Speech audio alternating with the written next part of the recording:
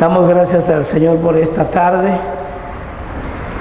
y Dios es poderoso y bueno, y por eso pues precisamente todos nosotros estamos aquí reunidos en la casa de Dios,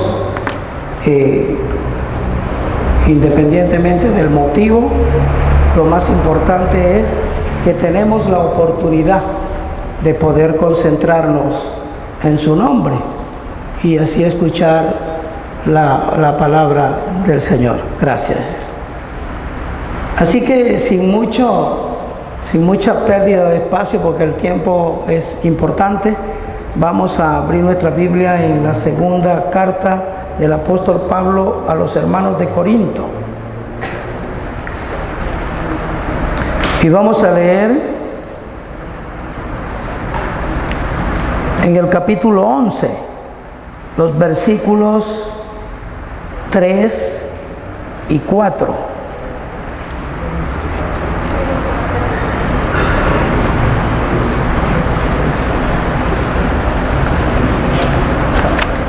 Y dicen los versículos 3 y 4 de la segunda carta a los Corintios, en el capítulo 11.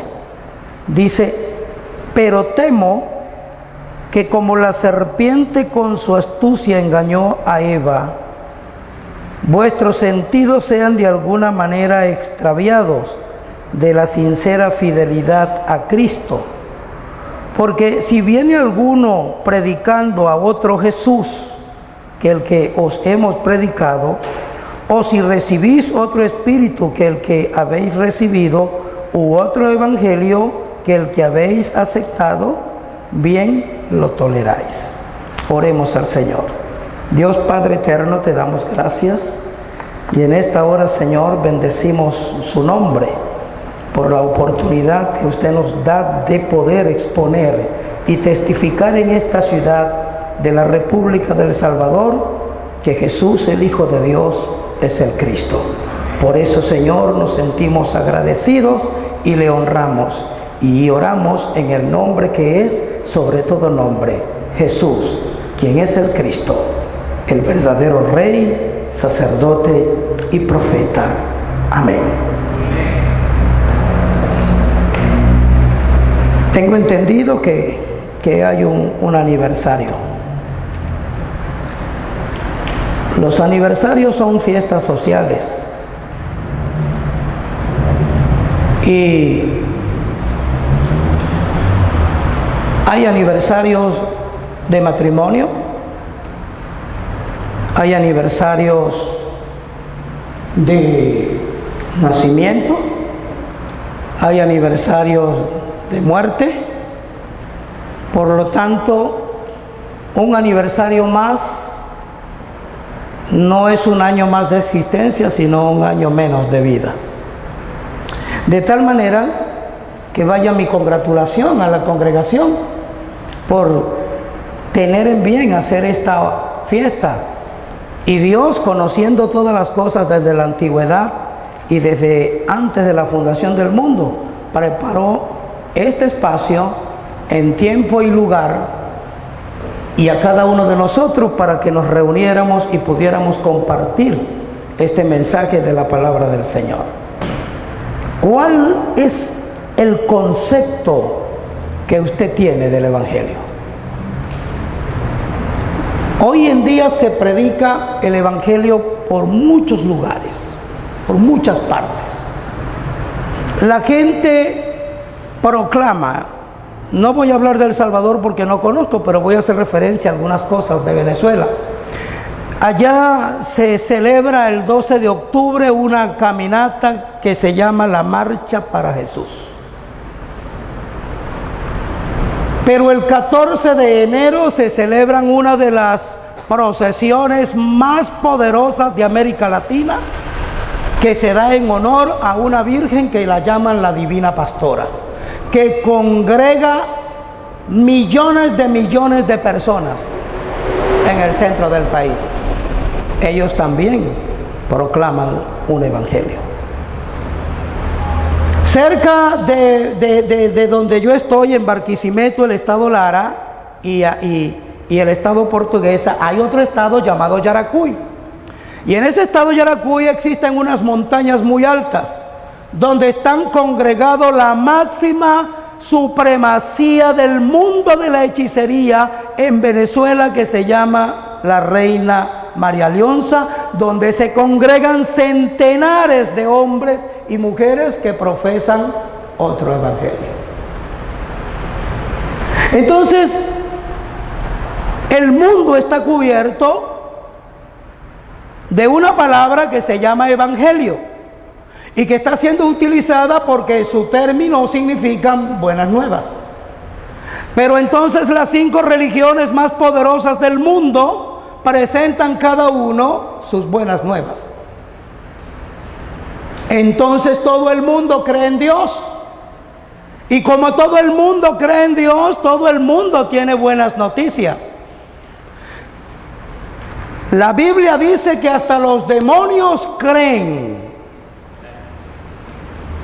Y los demonios también creen ampliamente.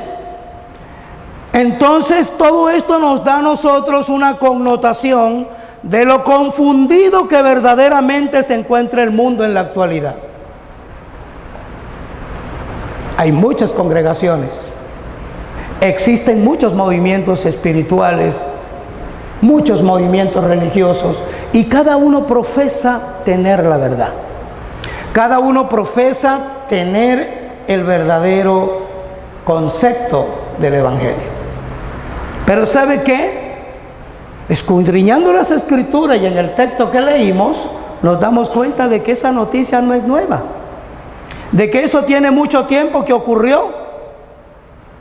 La iglesia que existía en la ciudad de Corinto fue fundada por el apóstol Pablo. Fue él quien puso los cimientos, colocó las bases.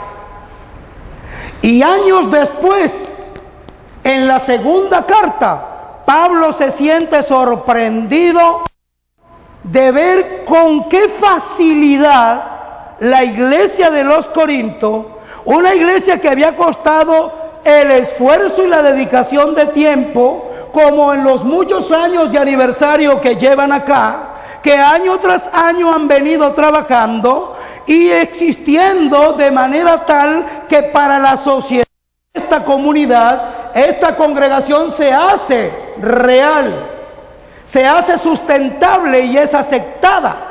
De tal manera que en la nación del Salvador, esta congregación existe. No menciono su nombre porque no lo sé, pero existe. Ahora bien, la iglesia de los Corintios también ya tenía el mismo reconocimiento. También tenía el mismo estatus dentro del nivel social de la feligresía de los Corintios. También tenía un nivel y un alcance. Y es en el capítulo 11, ya al final de la carta, donde Pablo hace un énfasis y dice que se ha predicado otro Jesús. Y no solamente él dice que se ha predicado otro Jesús, sino que dice, temo. Me siento como que preocupado por ver la facilidad y la accesibilidad con que ustedes aceptan otro Jesús.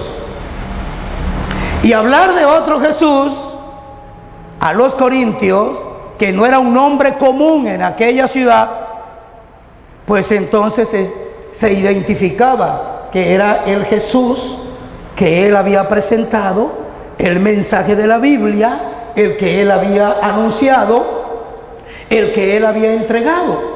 Entonces en aquellos tiempos se hizo con mucha modalidad que dentro del mensaje correcto de la Escritura, del mensaje que profesaba la iglesia y que lo predicaba, se había metido otra corriente, otra noticia, otra semilla, y había germinado de tal manera que Pablo se llenó de temor viendo la tranquilidad con que la gente aceptaba esta filosofía, estas noticias que aparentemente eran nuevas. Desde aquel tiempo de hoy no hay mucha la diferencia. No hay mucha la circunstancia. Hay vallas por todas partes. Hay programas de radio por todos lados. Hay programas de televisión. Hay anuncios por internet. Hay una cantidad de corriente y en todas las redes sociales se proclama una filosofía cristiana, se pronuncia un enunciado que tiene que ver con las buenas nuevas, con la buena noticia. Pero hay algo que yo quiero que usted reflexione conmigo por un momento. La Biblia dice en el capítulo 1 del libro de Génesis que Dios vio que todo era bueno.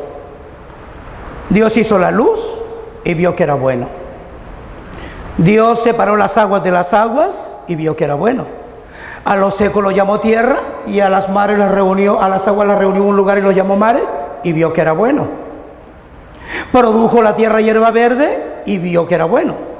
Hizo las dos grandes lumbreras y vio que era bueno. Él hizo los grandes monstruos marinos, los peces del mar, las aves de los cielos, las bestias del campo y todo lo que se arrastra sobre la tierra y vio que era bueno. Y en el versículo 26 dijo: hagamos al hombre conforme a nuestra imagen y semejanza, y vio que era bueno al final de la jornada. Entonces en aquel capítulo 1 de Génesis todo era bueno.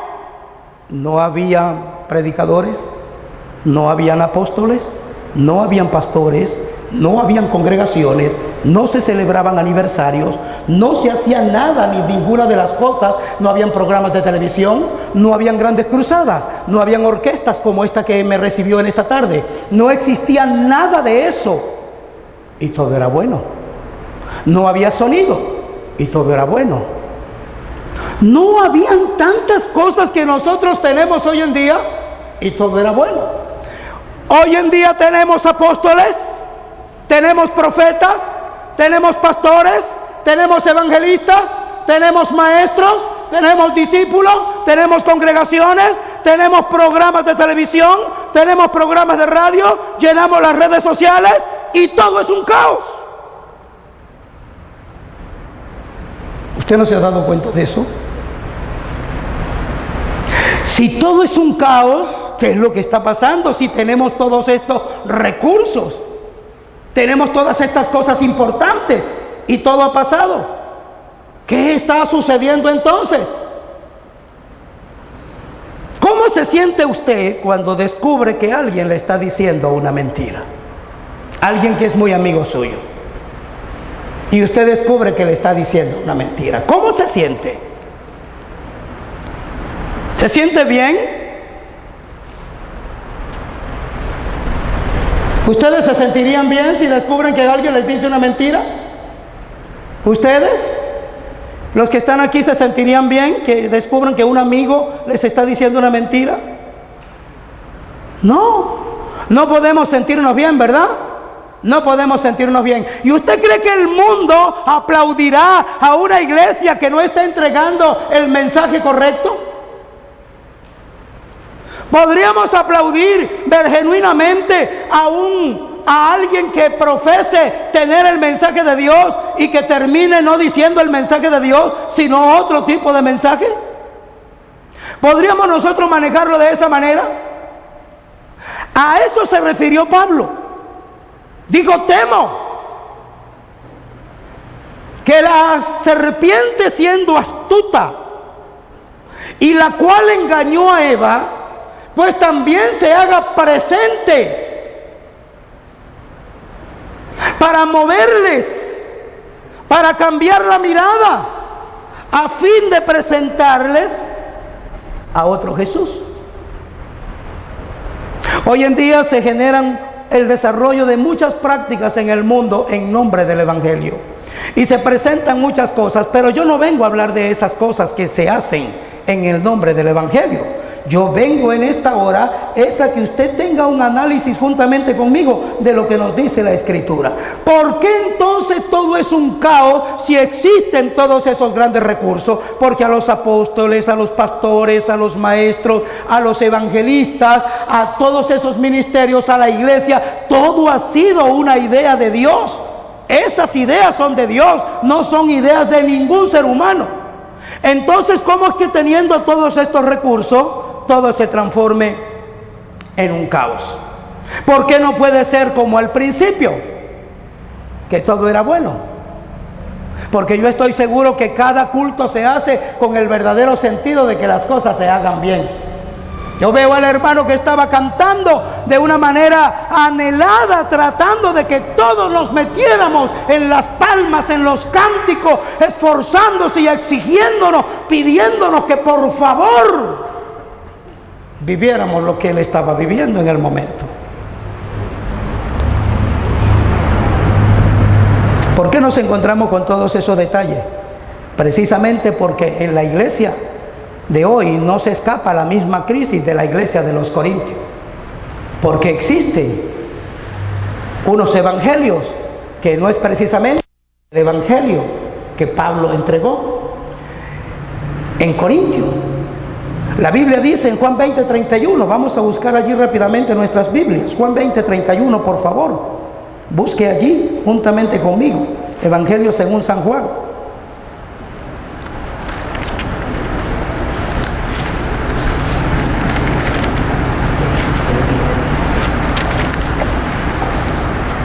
En el Evangelio según San Juan, en el capítulo 20, versículo 31. Ya lo tenemos. Dice, ¿pueden leerlo conmigo? A la voz de tres. 1, 2 y 3.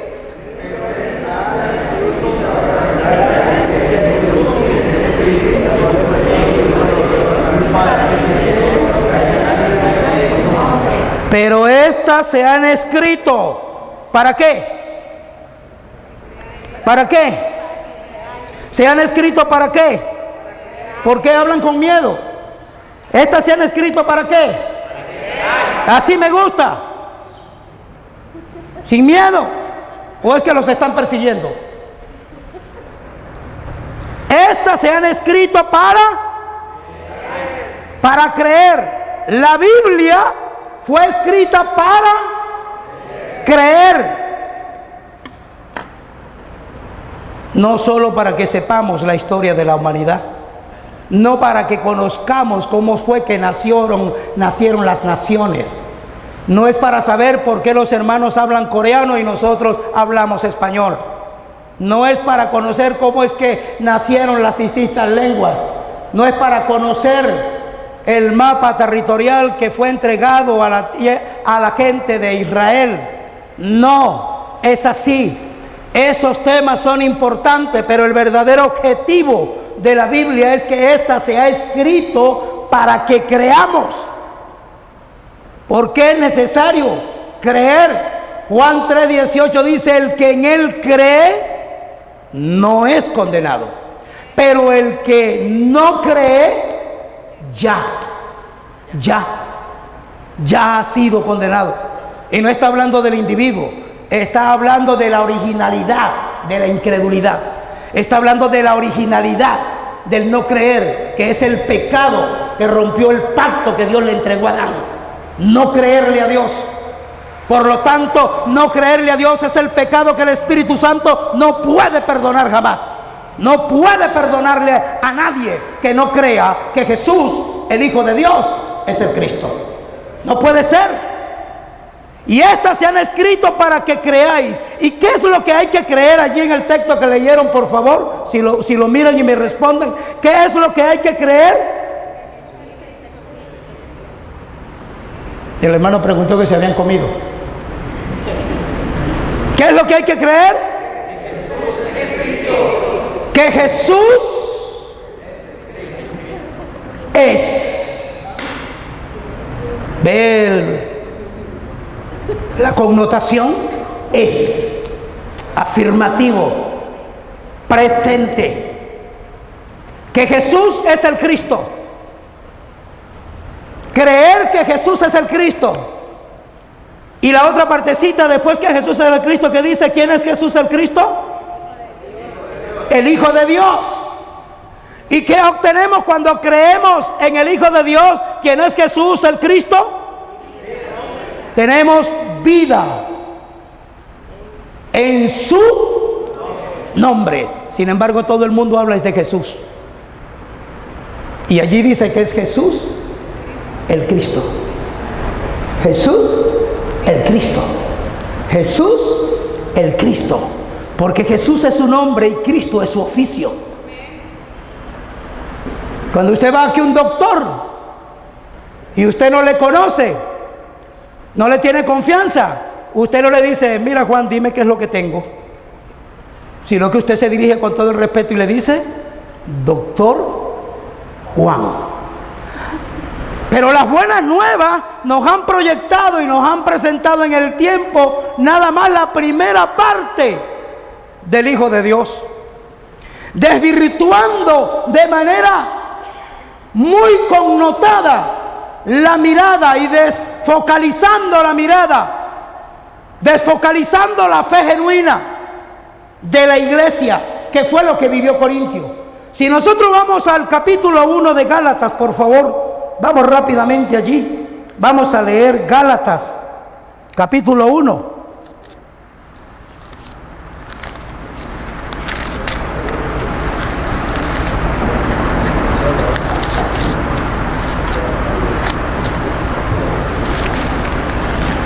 Gálatas capítulo 1, y vamos a leer el versículo 6, ¿cómo dice? Vamos a leerlo en coro todos juntos. 1, 2 y 3.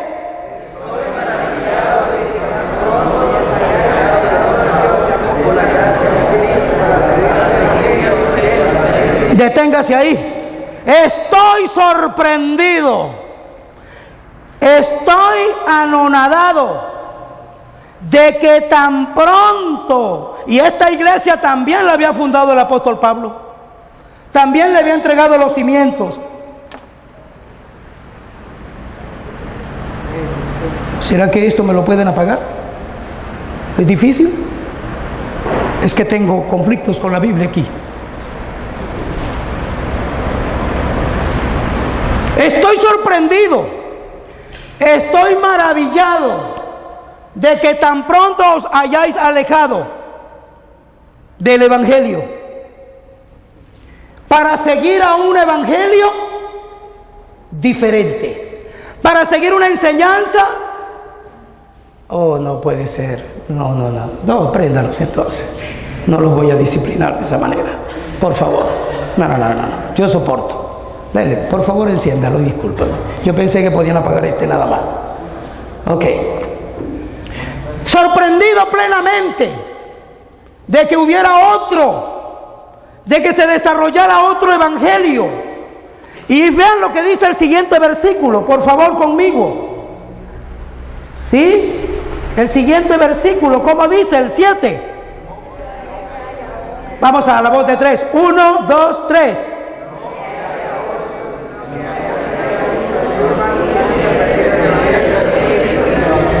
No es que haya otros, sino que hay algunos que os perturban y quieren pervertir el evangelio de Cristo. En otras palabras, a los corintios le dice, se está predicando otro Jesús, otro Jesús, es otro evangelio. No es el que yo les entregué, sino otra cosa que se parece, pero que no lo es. Y ustedes lo están tolerando. Ustedes lo están aceptando. Y cuando escribe a los Gálatas, que es otra iglesia que también fundó, Pablo le dice, estoy sorprendido de que tan pronto se hayan dejado llevar la mente completamente por todo este escenario de presentar otro evangelio. Y no es que haya otro, no es que existen muchos evangelios, no, sino que hay quienes se levantan y perturban.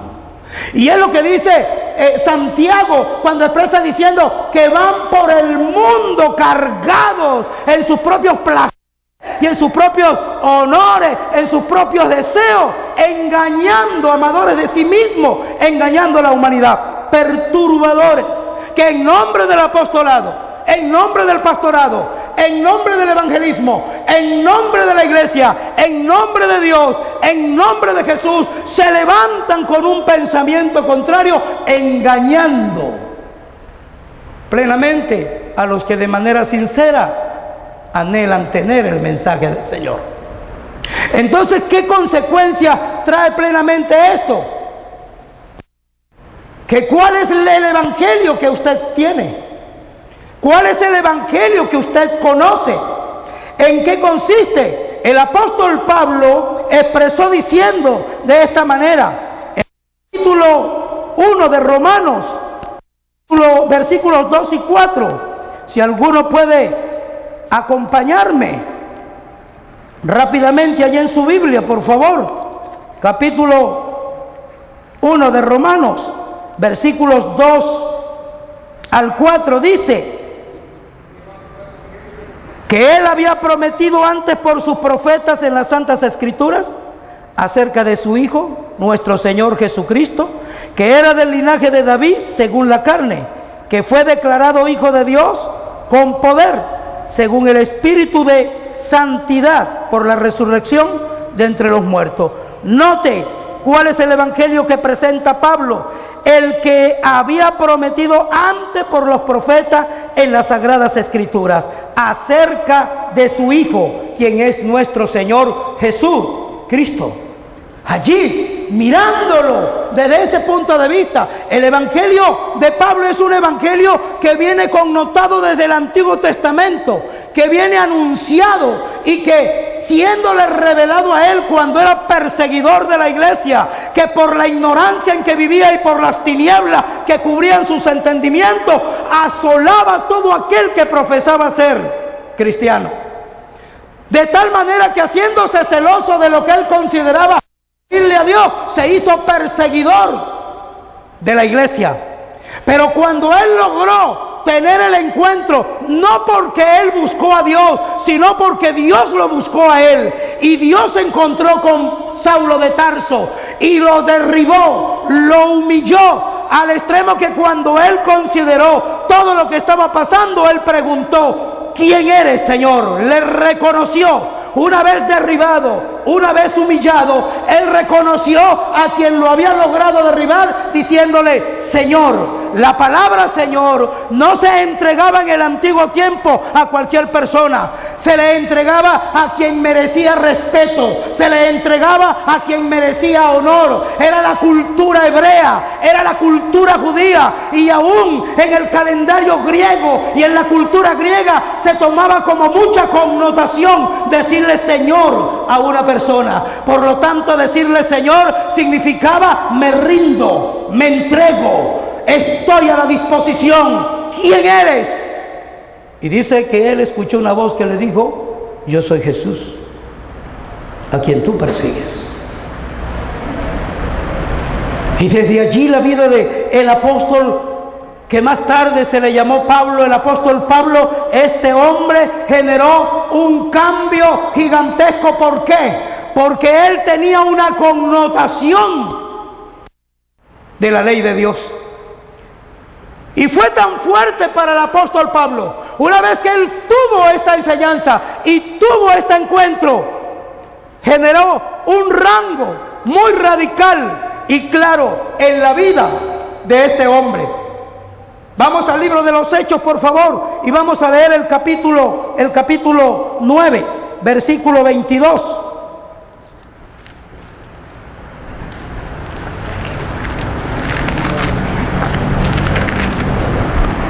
En el capítulo 9, versículo 22, noten cuál fue la actitud del apóstol Pablo una vez que él pudo entender todo lo que estamos hablando en esta tarde. Dice: pero Saulo mucho más se esforzaba y confundía a los judíos que moraban en Damasco, demostrando que Jesús era el Cristo.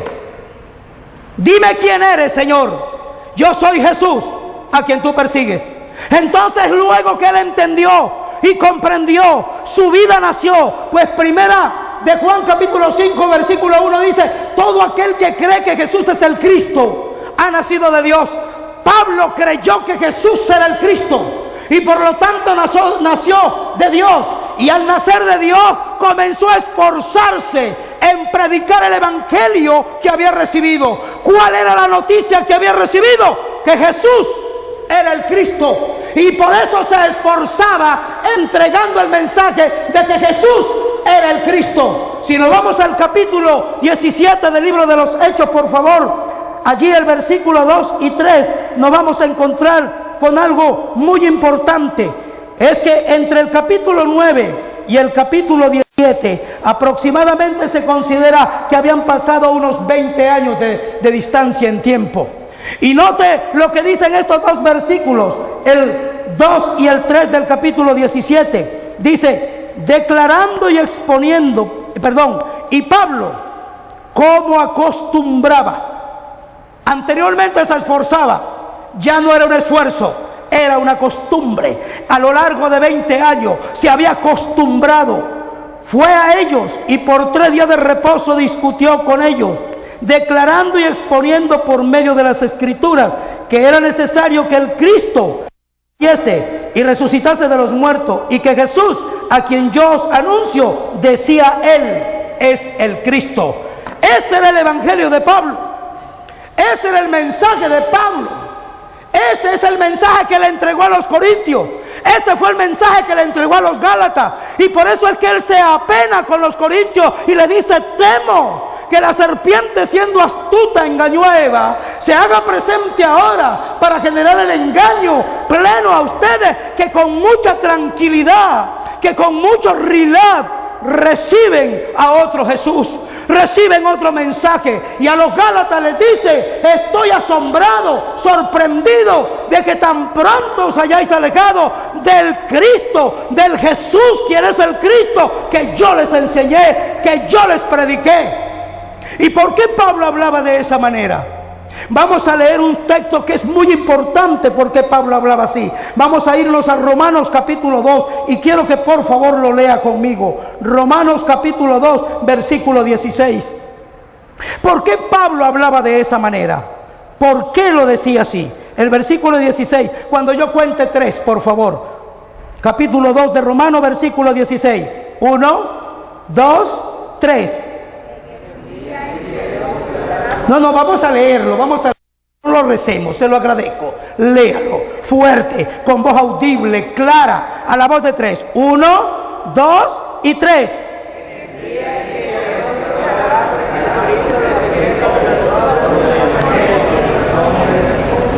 Yo sé que lo leyeron y no entendieron, pero yo se los voy a volver a leer porque para eso estamos. Dice: en el día, mire cómo pensaba Pablo.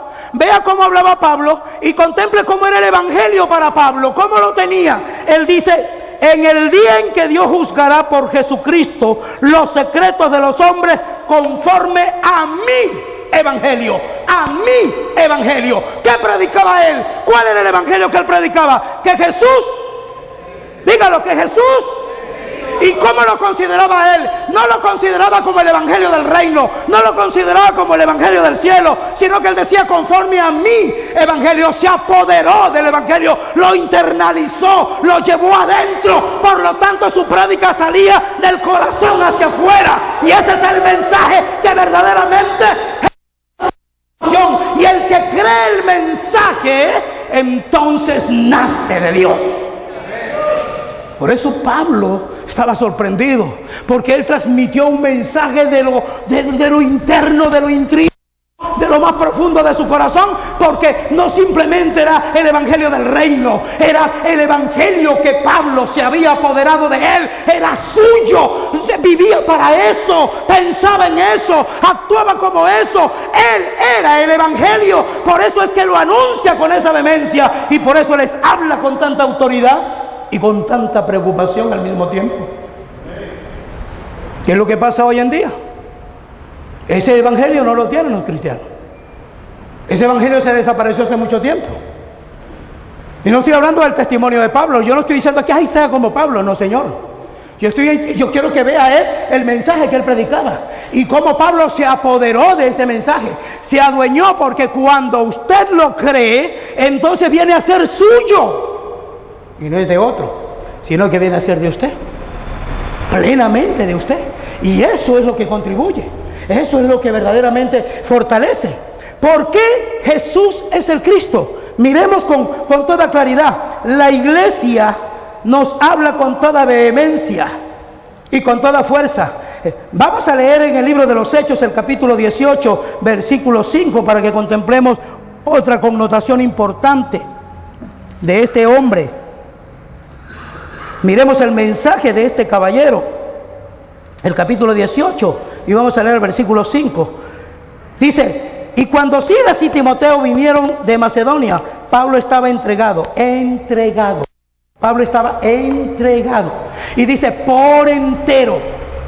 No habían objeciones, no había nada. Estaba entregado ¿a qué? ¿A qué estaba entregado? Allí dice, estaba entregado por entero a la predicación.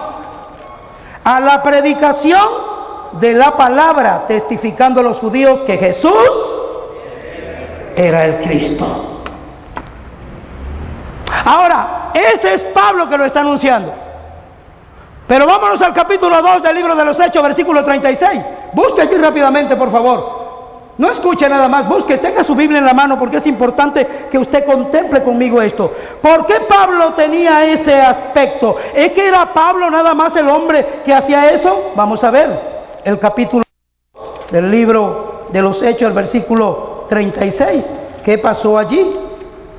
Dice la Escritura claramente que Pedro, puesto en pie el día del Pentecostés junto con el resto de los apóstoles, se puso en pie, y cuando estaba allí anunciándoles a ellos el mensaje de Dios, les dijo: sepa pues ciertísimamente toda la casa de Israel que a este Jesús, a quien vosotros crucificaste, Dios le ha hecho. ¿Y cómo se le presentó el Señor? ¿Cómo lo reconoció Pablo cuando fue derribado? Como Señor, soberanía, supremacía. Y por eso es que le dice: yo soy Jesús, porque lo reconoció como Señor. Entonces Pablo se apoderó de ese mensaje. Por eso él, cuando le habla a los Gálatas, dice: el evangelio que yo les llevé no lo recibí de hombre alguno, sino que fue entregado directamente por nuestro Señor. Lo recibió directamente de quien es Jesús y el Cristo que él predicaba. Por eso es que él anuncia que Jesús es el Cristo. Él lo anuncia, y este mensaje se hizo notorio en la iglesia primitiva. Vamos, Hechos 5:42, por favor. ¿Cómo dice Hechos 5:42? Allí, en su Biblia. Esto quiero que lo lean ustedes, yo leí el anterior. Hechos 5:42, a la voz de 3, con voz fuerte. 1, 2 y 3.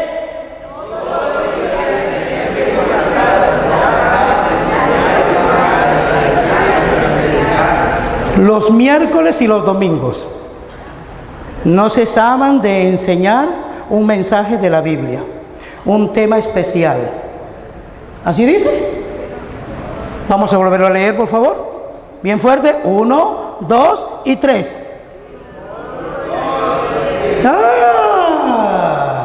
A la voz de 3, bien fuerte. 1, 2 y 3.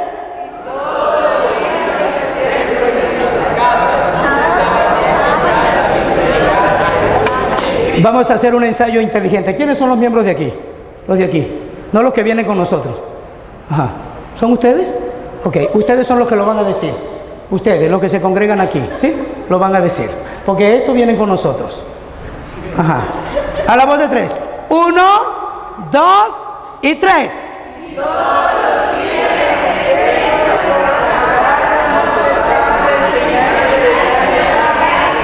Los domingos a las mañanas a las 9 y los lunes a las 3 de la tarde. No cesaban de hablar del liderazgo del éxito. ¿Así es? ¿No es así? ¿Cómo es que dice? A estos tampoco se congregan con nosotros. Estos son los cantantes, los artistas. Vamos los artistas conmigo. Vamos a leerlo. ¿Sí? ¿Cómo dice? Todos los días en el templo y por las casas no cesaban de enseñar y predicar a Jesucristo Y todos los días en el templo y por la casa no cesaban de cantar las canciones. ¿Así dice? No estoy en contra de que ustedes canten. La iglesia predicaba el mensaje que es que Jesús es el Cristo. ¿Por qué el mensaje de que Jesús es el Cristo? Porque es el mensaje que se tiene que creer, que Jesús es el Cristo. No está hablando de que yo tengo que tener el éxito en la vida. El que en Él cree no es condenado. Es decir, el que en Él cree tiene garantizado el éxito. Pero el que no cree, la derrota, el fracaso y la desgracia están garantizadas para su vida en esta y en la otra también. Porque de paso no tiene otra vida, está muerto. Entonces el mensaje de la Biblia es que Jesús es los de aquí. El mensaje de la Biblia es que Jesús es Cristo. Yo quisiera verlos por un huequito así cuando están bravos, si hablan con ese mismo tono de voz. El mensaje de la Biblia es que Jesús es el Cristo. Sí, hablamos de Jesús, hablamos de Jesucristo, y hablamos de Cristo, y hablamos del Señor, y hablamos de Jehová, y hablamos de distintas manifestaciones. Pero el mensaje de la Biblia es que estas se han escrito para que vosotros creáis que Jesús es el Cristo. Ese era el mensaje de la iglesia primitiva. Y como ese era el mensaje de la iglesia primitiva, entonces el Señor añadía cada día los que habían de ser. ¿Y cuál era el mensaje que escuchaban los que eran salvos? Que Jesús era el Cristo. Ese es el mensaje que ellos escuchaban, que Jesús es el Cristo. Era el mensaje que les daba vida. Y dice, y muchos sacerdotes obedecían a la fe. ¿Cuál era el mensaje que los sacerdotes escuchaban que los llevaba a obedecer a la fe? ¿Cuál era el mensaje? Que Jesús era el Cristo. Pero hoy en día no. Hoy en día predicamos el tema de cómo vencer a Satanás. Y lo que menos hacemos es lo que la Biblia dice de cómo vencer a Satanás. La Biblia dice claramente, someteos a Dios, resistid al diablo y huirá de vosotros. Y la gente piensa que resistir al diablo es pararse y decir, diablo, vete de aquí, te vas de aquí, te vas de aquí. ¿Usted cree que el diablo se va porque usted pegue 3 zapatazos? ¿Usted cree que el diablo se desaparece? Si el Señor Jesús, el Hijo de Dios, lleno del Espíritu Santo, subió del Jordán, fue al desierto y el diablo lo tentó, ¿qué no va a hacer con usted? ¿Se ha puesto a medir eso? Entonces el diablo no se va de esa manera. La única forma que se resiste a Satanás es cuando nos sometemos a Dios. Y sometiéndonos a Dios es creer que Jesús es el Cristo. Si creemos que Jesús es el Cristo, resistimos la incredulidad de Satanás. Y Satanás no puede permanecer donde se cree que Jesús es el Cristo. ¡Huye! ¿Lo quiere ver salir de su casa? Crea. ¿Lo quiere ver salir de su vida? Crea. ¿Ah? Usted no ve que hay cantidades de jóvenes creyentes. Pues yo fui joven como usted, también cristiano, y muchas veces dormí con las luces encendidas y arropado hasta aquí porque me daba un poquito de no sé qué. ¿Sí? Ahora bien, entendamos todo esto, amados hermanos.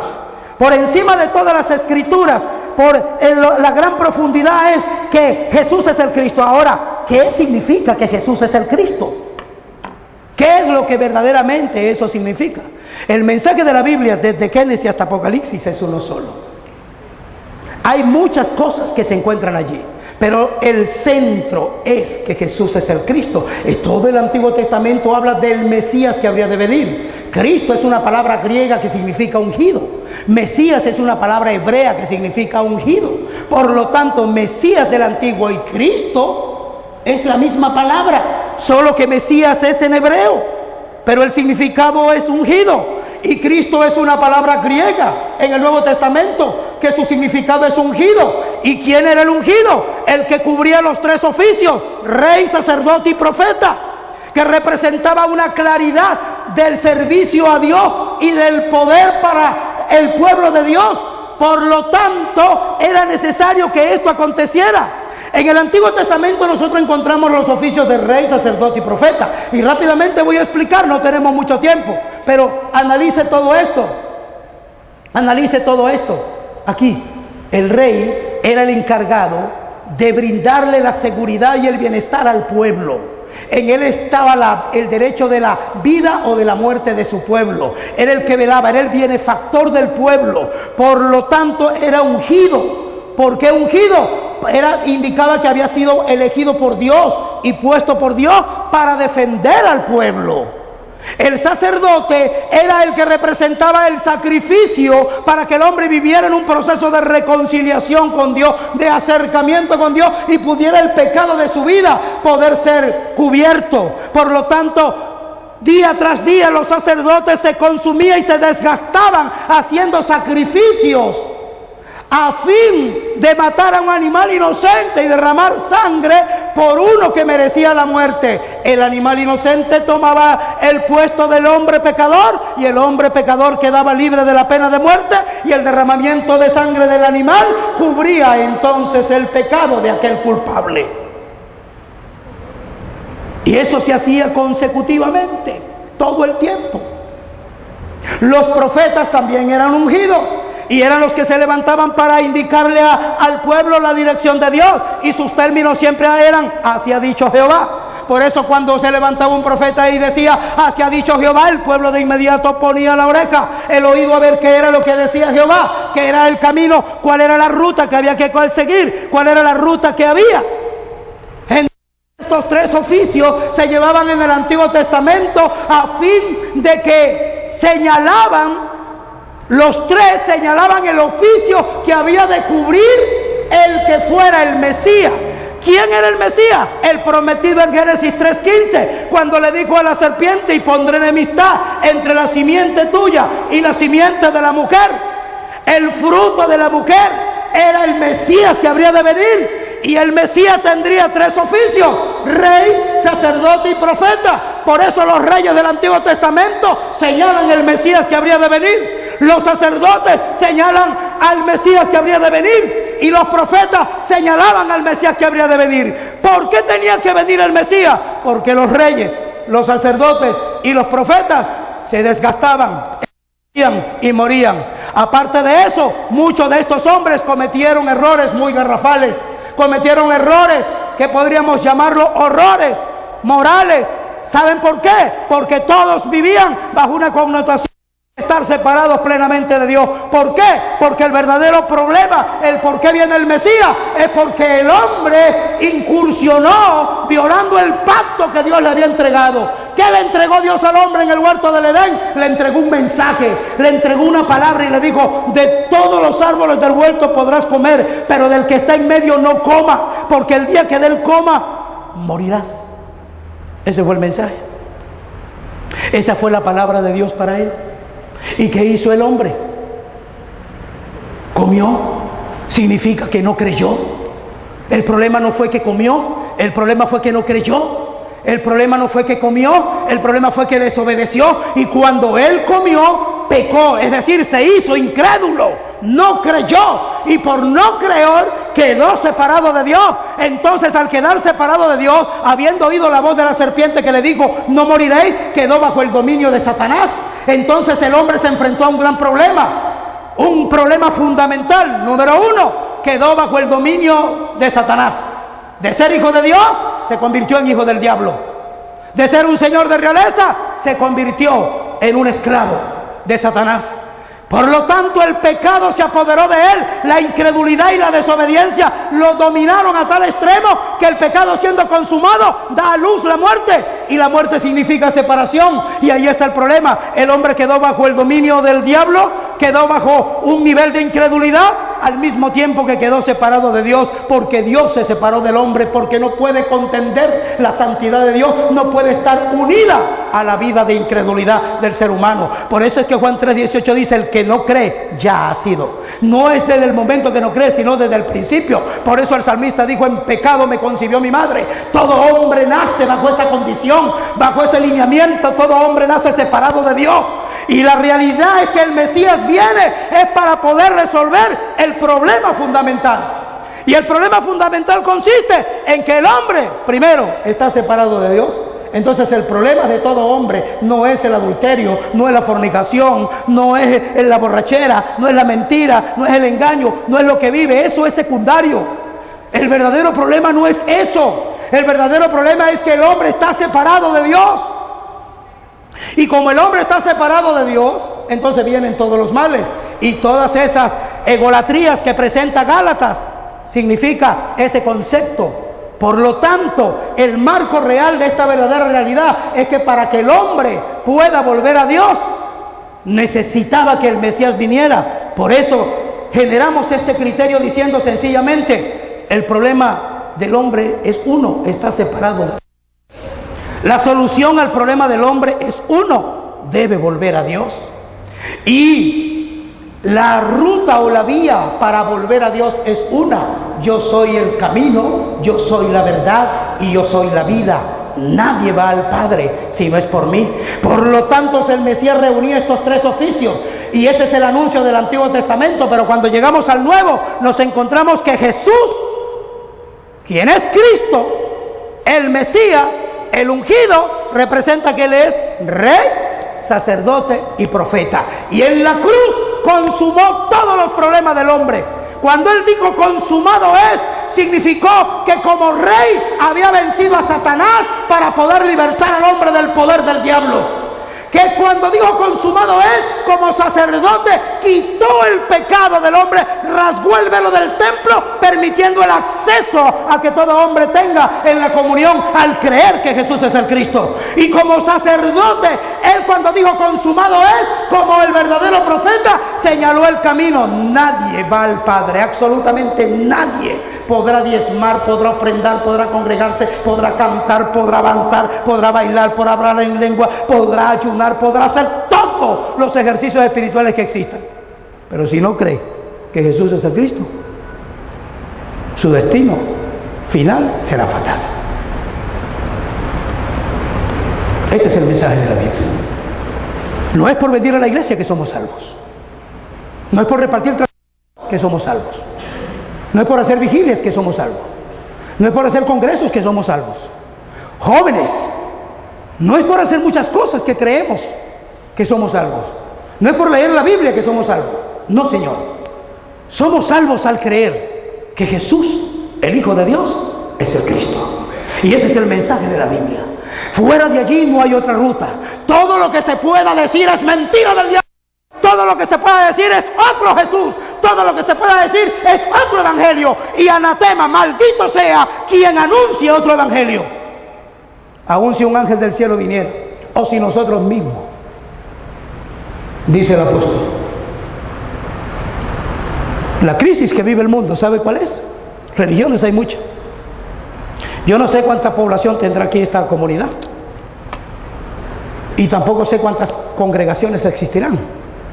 Pero ¿ustedes creen que mientras más congregaciones existen, más opciones de libertad tendremos para la comunidad? ¿Será que la gente será salva porque tenemos muchas sinagogas acá en Santa Ana? ¿Será? Pues no es así. Si la gente supiera que por nada más venir, esto estuviera lleno. Diga usted que va a repartir aquí caucho para los vehículos para que usted vea como la cola ahí es. Diga que anuncia que aquí va a venir el gobernador del estado a entregarle beca a la gente pobre, para que usted vea que esto es lleno aquí. La claridad plena es que la iglesia carece en los momentos de hoy del verdadero mensaje. Entonces nuestros cultos son débiles. Débiles. Y por más que te esfuerces cantando como estaba este joven, pidiéndonos a gritos que por favor alabáramos al Señor con él. Le rogamos a la gente para que se entregue al Señor. Vivimos brindándoles oportunidades para que la gente venga a la iglesia, porque creemos que de esa forma ellos pueden llegar a ser salvos. Y estamos muy errados, estamos muy lejos de la realidad. No es esa la verdad de la Biblia, no es ese el mensaje es claro y contundente. De tal manera amó Dios al mundo, que ha dado a su Hijo unigénito, para que todo aquel Para que todo aquel en Él cree. El que crea en Él.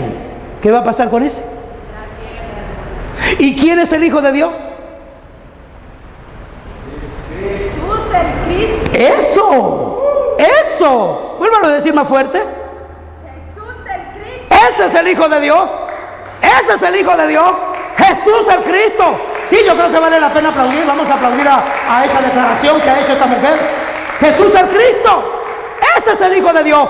Ese es el mensaje de la Biblia. Ese es el mensaje que va a transformar y a salvar a toda Santa Ana, a todo El Salvador y a todas las naciones del mundo. Y eso es lo que nosotros estamos entregando. Que la gente entienda que el mensaje de la Biblia es que Jesús es el Cristo. Pero no solamente que lo entienda, es que tienes que creerlo. Pero para poderlo creer, necesita la intervención del Padre. Y la intervención del Padre es que Él lo revela. Él revela, Él prepara nuestro corazón para creerlo. Por lo tanto, somos bienaventurados al creer que Jesús es el Cristo, porque no nos lo revela ni sangre ni carne, sino nuestro Padre que está en los cielos. Amén. ¿Alguien dijo amén? El mensaje de la Biblia es muy claro y muy contundente. Es muy sólido. Cuando la iglesia se apodera del mensaje, como se apoderó el apóstol Pablo, dijo conforme a mi evangelio. Y hay otros textos donde él dice conforme a nuestro evangelio. Y mete a todo el equipo que anda con él. Porque que esa es la realidad. Es nuestro. Cuando creemos, viene a ser mío. Se apodera, me apodero de él. Lo internalizo. Y no vivo para otra cosa, sino única y exclusivamente para él. Lamentablemente nuestras iglesias hoy en día manejan unas conductas tan irrelevantes, y con esto estoy terminando. Cuando vamos a la oración, cuando nosotros vamos a la oración, para que usted vea lo lejos que está la iglesia de la Biblia. Cuando vamos a la oración, ¿por qué oramos? ¿Por qué oramos los creyentes? Si les entregara una paginita a cada uno de ustedes en este momento y un lapicero allí para que usted escribiera los temas de la oración, ¿qué usted colocaría? ¿Mi mamá? ¿Mi papá? ¿Mis estudios? ¿Mi beca? ¿Vehículo? ¿Casa? ¿Mi novia? ¿La suegra? Puros intereses personales. Pura actitud ególatra. Una conducta propia. Usted ve cuando el pastor se para aquí. Por favor, levante la mano para hacer la oración por las necesidades. Todo el mundo levanta la mano. Todo el mundo está cubierto de necesidades. Unos piden zapatos, otros piden ropa, unos piden cuadernos, otros piden libreta, otros piden dinero, la cuenta del banco, del pasaporte. Estuvimos pidiendo una cantidad de cosas. Pues se acaba la noche y todavía nos faltan temas por poner en la página. Y Santiago dijo, vosotros no recibís porque no sabéis pedir, porque pedís mal, porque pides es para vuestros propios deleites. Pides es para tus placeres y estás pidiendo por lo que ya Él te entregó. ¿No valéis vosotros mucho más que 2 pajarillos? Y sin embargo los pajarillos comen, rastrean, y los lirios del campo no hilan, y ve cómo se visten. No está todo entregado y todo hecho. Pero como estamos tan lejos de la realidad, no entendemos lo que significa el consumado es. El creer en Jesús como el Cristo, el tener la fe de Jesús como el Cristo, el tener la fe del mensaje de la Biblia, significa plenamente que todos los problemas del hombre están resueltos. Porque el problema fundamental es Satanás. Cristo como rey lo venció. El problema fundamental del hombre es el pecado, y Cristo como sacerdote lo quitó. El problema fundamental del hombre es que está separado de Dios, y Él como profeta lo reconcilió por el ministerio de la reconciliación. Nos hizo uno con Dios. Hemos pasado de muerte a vida. Todo aquel que cree el mensaje de la Biblia de que Jesús es el Cristo ha nacido de Dios. Las cosas viejas han pasado, y aquí todas son hechas nuevas.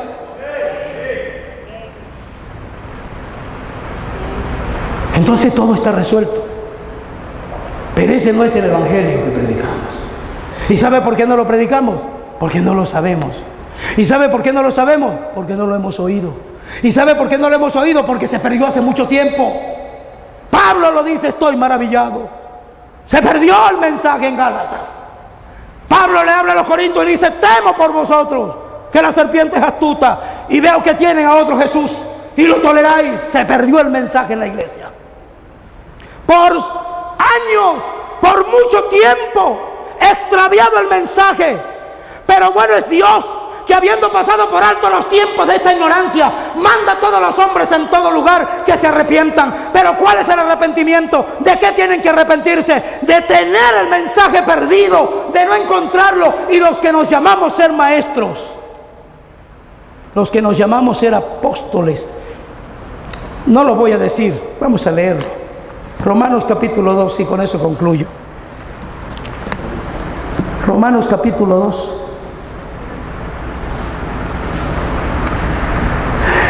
Gloria a Dios.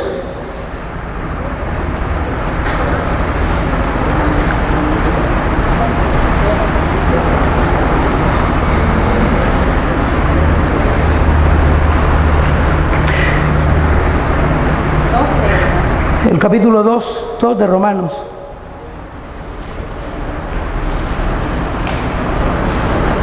Vamos a leer algunos versículos nada más allí, por favor. 17. He aquí, tú tienes el sobrenombre de judío, tienes el sobrenombre de apóstol, de pastor, de maestro, de líder, de cristiano, y te apoyas en la ley, y te glorías en Dios, y conoces su voluntad, e instruido por la ley apruebas lo mejor. Confías en que eres guía de los ciegos, luz de los que están en tinieblas, instructor de los indoctos, maestro de niños, que tienes en la ley la forma de la ciencia y de la verdad. Tú pues que enseñas a otro, ¿no te enseñas a ti mismo? Tú que predicas que no se adulterar, ¿hurtas? Tú que dices que no se ha de adulterar, ¿adulteras? Tú que abominas de los ídolos, ¿cometes sacrilegio? Tú que te jactas de la ley, con infracción de la ley deshonras a Dios, porque como está escrito, el nombre de Dios es blasfemado entre los gentiles por causa de vosotros. Regrésese ahora al versículo 11 del mismo capítulo y dice: porque no haya sección de personas para con Dios, porque todos los que sin ley han pecado, sin ley también perecerán, y todos los que bajo la ley han pecado, por la ley serán juzgados, porque no son los oidores de la ley los justos ante Dios, sino los hacedores de la ley serán justificados. Porque cuando los gentiles que no tienen ley hacen por naturaleza lo que es de ley, estos, aunque no tengan ley, son ley para sí mismos, mostrando la obra de la ley escrita en sus corazones, dando testimonio en su conciencia y acusándoles o defendiéndoles su razonamiento, en el día en que Dios juzgará por Jesucristo los secretos de los hombres, conforme a mi evangelio, que es Jesús, quien es el Cristo. Esto es lo que está pasando. Y esto también ocurría en la iglesia de Roma. Entonces no solamente en la iglesia de los Gálatas, que estaba extraviada, que había perdido el mensaje, no es la iglesia de los Corintios que había perdido el mensaje, es que la iglesia que estaba en Roma y que también había sido fundada por Pablo, también había perdido el mensaje. Pero bueno es Dios, que en esta tarde el Espíritu nos guía a toda verdad y podemos conocer que el mensaje de la Biblia es que Jesús es el Cristo. Yo quiero escucharlo por acá. El mensaje de la Biblia es que Jesús es el Cristo. El mensaje de la Biblia es que Jesús es el Cristo. El mensaje de la Biblia es que Jesús es el Cristo. Pastores, el mensaje de la Biblia es que Jesús es el Cristo. ¿Qué tal si lo decimos todos juntos? El mensaje de la Biblia es que Jesús es el Cristo. Dios me los bendiga y que Dios me los guarde y que la gracia de Dios sea sobre cada uno de ustedes.